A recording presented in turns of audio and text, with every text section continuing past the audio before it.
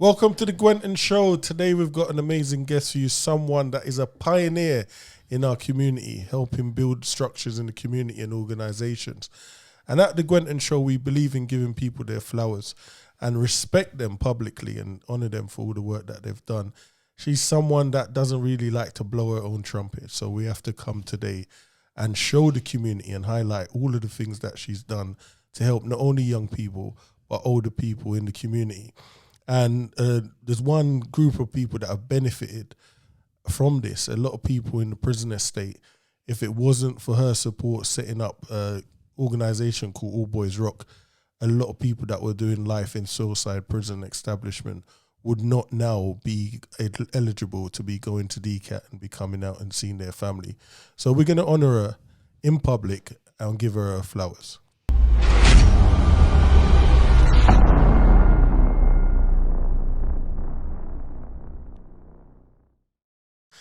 Yes, Marcia. So you finally make it in the hot seat. I'm finally here. Thank you. I wanted to make sure before the end of the year. Come. Yeah. So as I just said, I just want to say thank you for everything you've done. Certain of the projects that you've done have gone unnoticed. And one of the main reasons I wanted to bring you on the show is this. A lot of the time people think you're a superwoman and you're only human. You understand? And a lot of the time we have to power down. And if we keep going, we don't know when we're going to burn out. And then when you burn out and you can't help everyone, then you become, oh, Marcia said she was going to make me a millionaire and she's gone missing, or why she helped them and not us. I've been in the rooms and heard people complaining, and then the other person's happy because they're like, well, my company's working. You understand? So it's just about being honest and letting the public know, look, you're only one person and you could only do what you can. So just so people could get a better understanding of who you are, let's take it back to the beginning, because you've been out here from early doing this entrepreneur thing before it was even a word. You understand? So let's talk about where this all started for you. Where did you know you had a passion to build businesses? My first business was when I was 9, and it always came from me seeing a need in the community. Okay. So my first kind of business, as they say, was raising money for one of the nuns in our school church because she needed specialized shoes. Okay.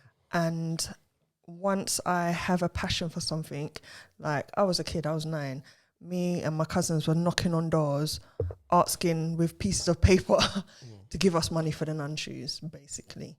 And one of my uncles made shoes and he gave me a discount. So that came, and then we started doing more shoes for the church. Okay. And yeah, I was in the paper, but they spelt my name wrong. So I'm always kind of. So what kind of shoes is it? It was specialized shoes. Gucci's? No. Specialized shoes because she had really bad bunions. Okay. Yeah.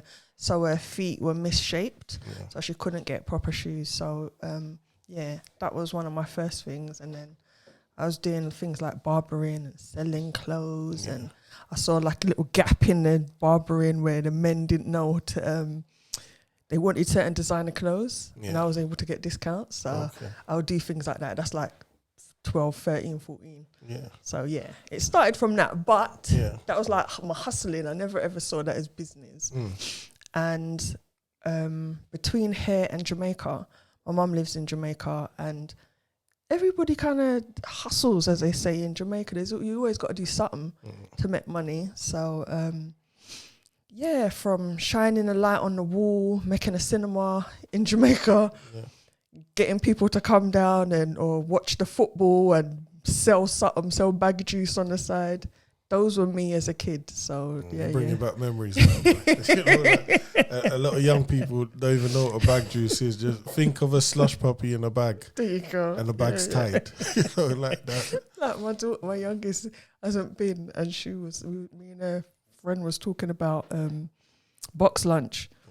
We was like, we miss our box lunch. My daughter's looking at her like, I don't know what that is. I was like, don't worry, you'll find out soon. And this is the thing, when you've had the privilege to experience another whole dimension of lifestyle, and for those of the viewers that know, following me on my journey, I came here when I was 8. So I went to school there. I got the beatings from the teachers. I had to pray every day. I didn't get no beatings, you know. Well, you must have been good then. But I went down the headmistress office once, and when you go down there, you're in serious trouble because normally the teachers deal with you in the classroom. So if they can't deal with you in the classroom, you have to go downstairs. You're in serious trouble. And when I met you, what was you doing? DJing? Because I remember you invited me on a radio show up in Sydenham to come and do a show. This was years ago. Oh, yeah. Okay, so the radio thing, I was doing, I do courses every single year. Okay. Like, what I saw in this country, going from between here, Jamaica and America, you can get free courses here all the time, or very cheap courses. So I was doing a radio course, I think it was radio broadcasting, but really I just wanted to know about the tech side of it. So yeah, because I remember that show, that was when the book first come out. And your book? Yeah, and it had the original cover. And I took a picture of your book. Yes, of course. Them time I was slim. I had a 6-pack and everything. I remember that was a long time ago. And from then, it's just been different projects that I've seen you working on. Okay. And we're not just going to talk about the lovely side. We have to talk about the suffering as well, because juggling all of that, you're a mum as well.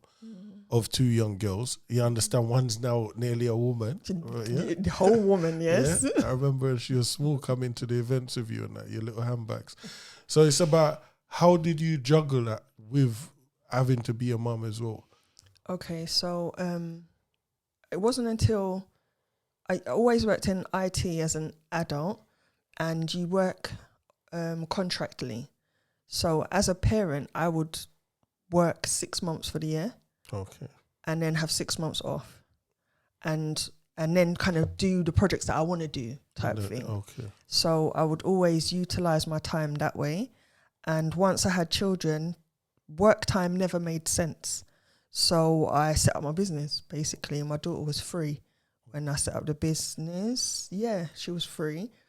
And because school times of, I think it's like 9 till 3. Yeah. Just doesn't work for 9 to 5 work. And not that I ever kind of did those times anyway. Like a lot of my projects were IT projects. So you kind of either do really long shifts or you do really short shifts, one of the two. And as a parent, I really value my downtime and would only work 4 days a week. And I still, up till now, work like 3 days a week. Okay. So I've never done 5 days a week. That's never made sense to me. And balancing with the kids, like I'm really people used to think I was a bit bougie because I'm looking in my phone, looking at the diary to see what time I can book you in. I thought you were rude, to be honest. Yeah, blatantly. I used to ask you like, let me check my diary, and I'm thinking, who do you think you are about a diary? No, like seriously, if I don't check my diary, I'm not going to know what meetings I've got or what calls I've got. And because like 2020 opened the world to people having online calls and Zoom, I've been doing that since early 2000s. Yeah. So some of my projects are in Malaysia, some of my projects in America, some of the projects are in different parts of the Caribbean and even Africa. So I've always been able, with the project management actually, what we was going to talk, I've always been able to juggle kids and the business because I book my time. Yeah. And one of the reasons why I deliberately asked you that, there's some lazy men out here and some very lazy women as well. And there's always an excuse. Oh, it's too close. You drop them off before you know it, you have to pick them back up. So I'm unable to do anything. Listen, I said to someone over there, I remember when I didn't have a car and I had my one U on my neck, the next one in the pushchair, and I'm getting on the train. I don't business who sees me. Certain men are like, I ain't got a car, don't do public transport.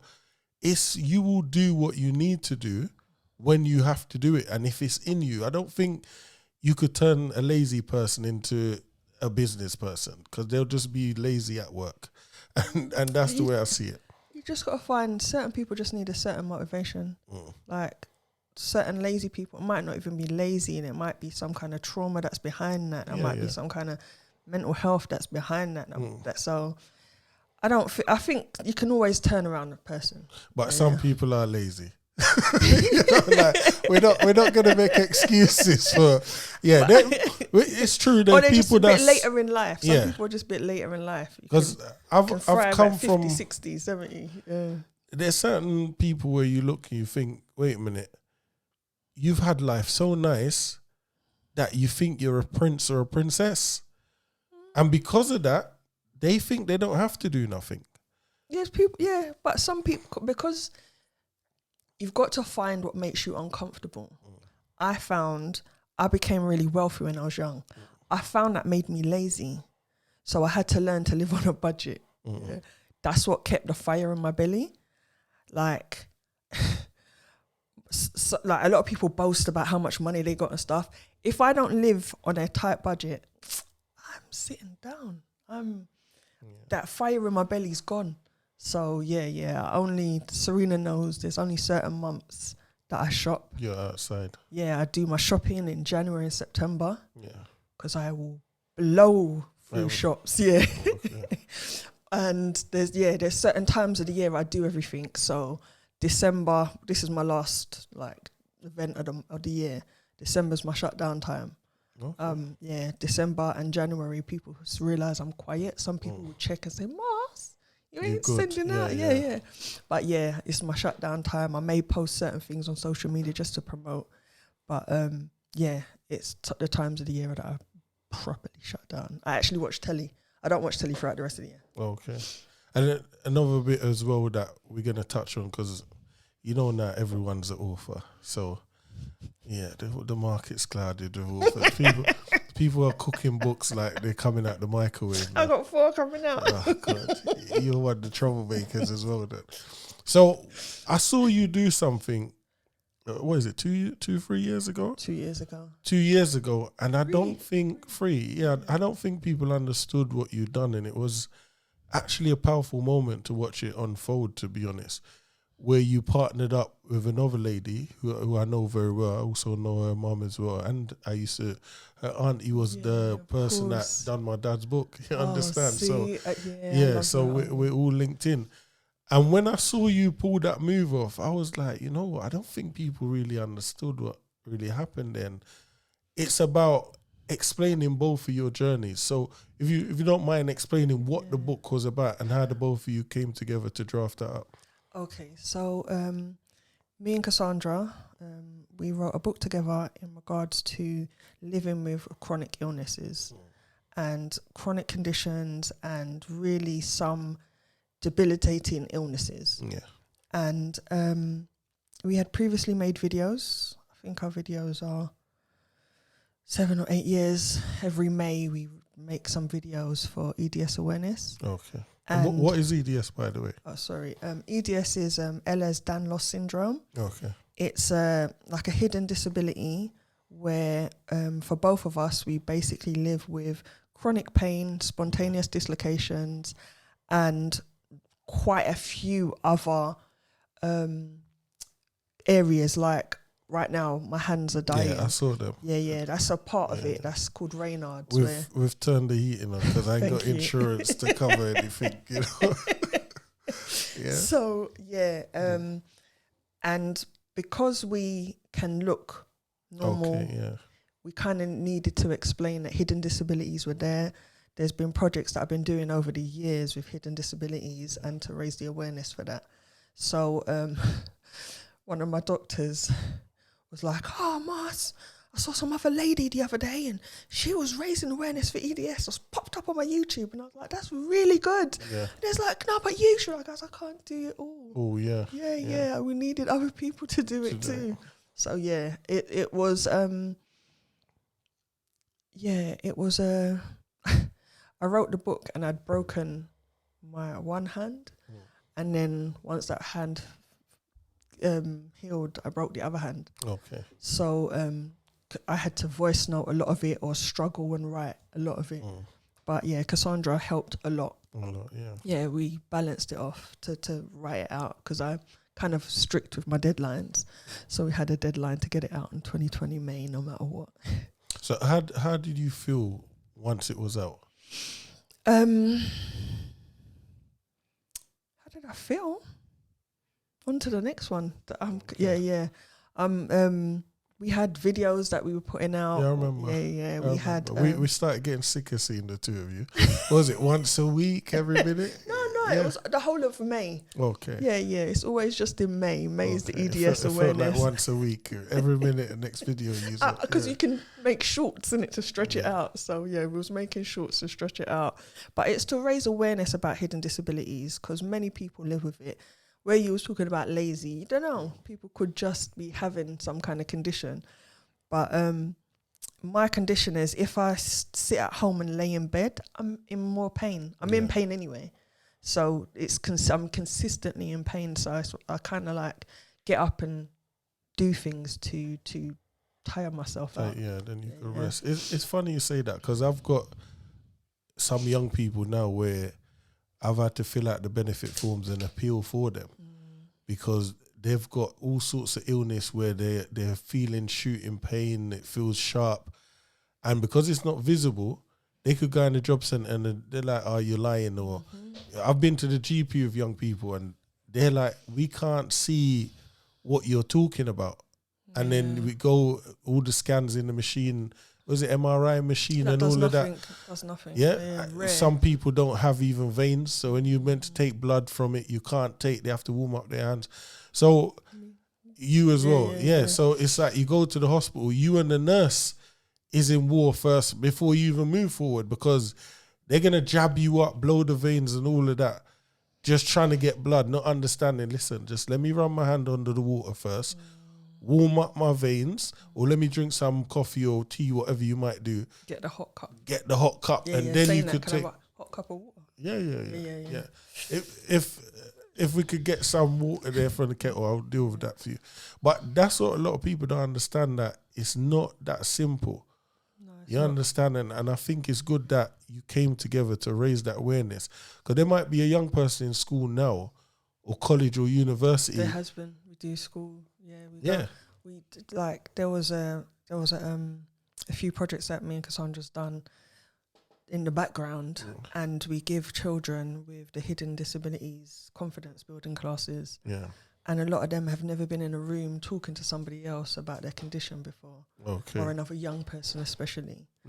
And the impact of that blows me away still. But it's about understanding and listening. Because sometimes, even as a parent or carer, or even if you love someone, you might think, oh, you're just making it out because you don't want to do your work. I met someone recently and he's visually impaired, and he's had to take a year out of university because of all the adjustments he's asking for.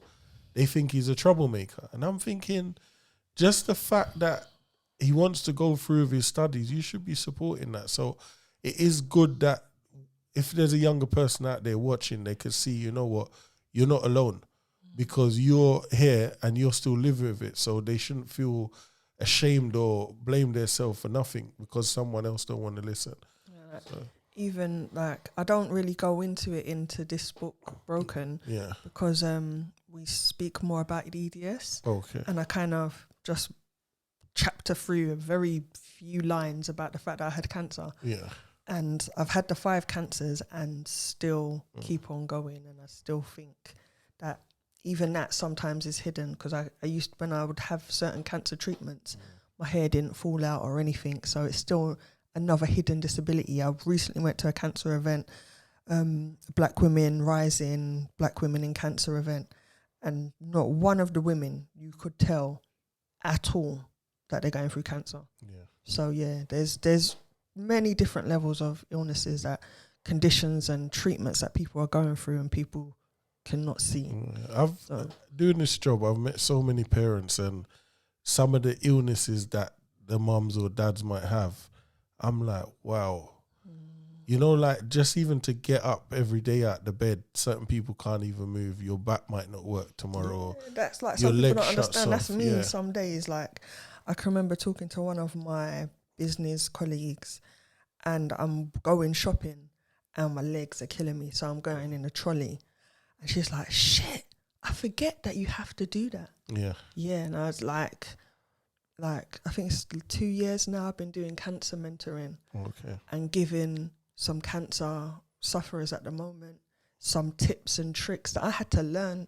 Like 5 times I kind of know how to beat it, and I kind of know what you need to put in place for yourself.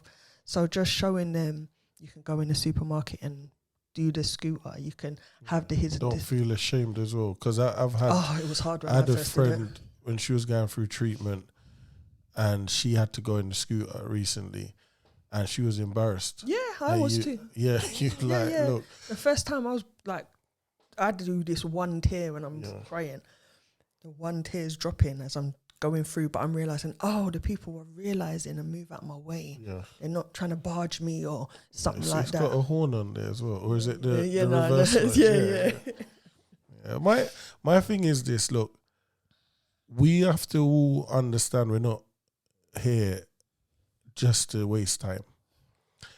And exactly. We don't know what tomorrow brings. And I think the fact that you've had to live with all these illnesses, I've learned about another friend of mine. He lost his eye recently, and he's got sickle cell. And my whole life I've grown up around people that's had sickle cell. Until I met him, I didn't know that. The crisis. If it's too hot, he could end up in hospital.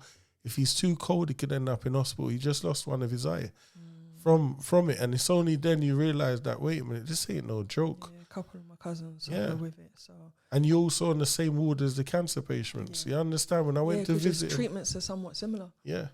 And a lot of people would see him out and think that, you know what, and I'm like, you know what, I get it now. He's always on the plane because he's like, if my other eye shuts off, I'm having as much fun as I can now.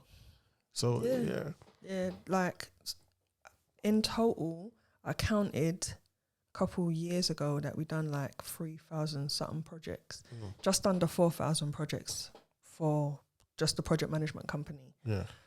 And people's like, how did you juggle it? I was like, the fact that I can get up, the fact that I get to wake up every day and I get to do something, I'm going to make my day count, innit? Yeah. I thought how much different illnesses and conditions to be here, so I've got to do something, innit? And one of the things as well that I've learned from even doing this job and being around people, stress. You have to stay away from stress. Yeah, man. Distance yourself. Back away. No, like the proper beep, beep, beep, beep. Yeah. Back away. Like red flag, a big red flag. Doing this job, I've met some parents and their life's good. They're going around, something happens, next thing you know, you see them couple months down the road, they can't walk. They've ended up sick, or they could even end up dead because of the stress. And if you haven't got a good support network around you that tell you that, no, you know, like, you're not going out today. You could get as mad as you want. You're not going to do that today. You will be okay, but you need people, and you have to listen to them as well. Yeah. Not where you decide that you're going to do whatever you want. You understand? So, all right, well, thanks again for coming. But before you leave, what I want you to do is leave with some word of wisdom for somebody else out there that might be living in a state of pain, someone else that might think that that's a reason not to go and start their business. What would you say to someone now that is out there? Sometimes ill health actually helps you to focus on what you need to focus on. It makes you slow down.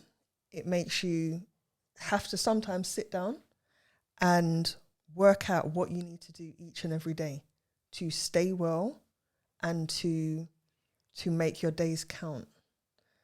So being a mother on top of it, I had girls who, one of my daughters was diagnosed at 2 with the same condition as me. Okay. I had to work through guilt. I had to work through understanding. And I had to also make her know that even though you have this, you can still live your life. Because a lot of people feel like they're condemned to not doing what they're supposed to do. And I found what's beneficial is learning to see the best out of everything. Learning to work with what you've got and focus on what you actually want to do. A lot of people just get dragged around the world in life, and every doctor gives them this diagnosis, or every person gives them this opinion. But it's really about what you want to do, what impact you want to make in your life, and impact the people around you. So, yeah, I think it's really key for people to do things that's internally for them. Because a lot of the projects I done blatantly from my heart. If I didn't have money, we're going to find it. Money can always make.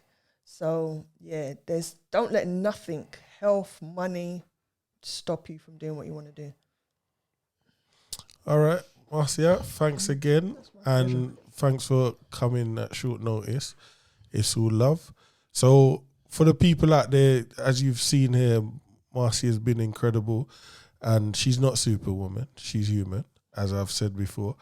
And we just want to say thank you publicly for all you've done. It hasn't gone unnoticed. I know some people are still upset because you ain't made them millionaires, but that's for you and them business. You understand? So, if they didn't want to become one, they wouldn't. Yeah, well, yeah. If they do, they will. Well, listen, they said that you were meant to make them rich and they're still waiting. So I'm meant to. No, I'll give you the implementation and you can make yourself rich. No, that's not what they heard the other person got. The other person got handed millions. So people out there, Marcia is not going to hand you the blueprint and make you a millionaire. You have to do it yourself. She'll help you, but you have to do it yourself. But for anyone else out there suffering with an illness, if you needed any more encouragement, Marcia is here to show you that you can achieve. Every day you get up and fight through. Love and blessing, people. See you on the other side. My channel is the truth. Like, subscribe, and share.